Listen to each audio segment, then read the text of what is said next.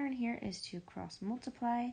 So we have 6x minus 30. You have to do the 6 with the x minus 5. So all pieces are multiplied by 6.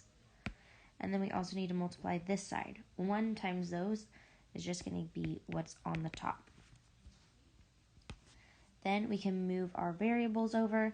I usually like to start with the smaller variable because it gives me a positive. So I'm going to move that one over. And now I have a positive variable instead of having a negative one. Then we still have that negative 30 and the 7.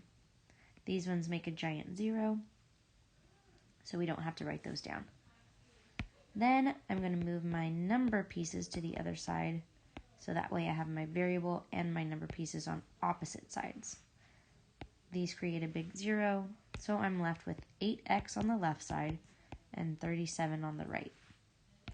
My final step is to divide by 8 on both sides, and I have x equals 4 and 5/8 if you were to change it into a mixed number. Or you can just leave it as an improper fraction as 37/8. Both of those are mathematically correct.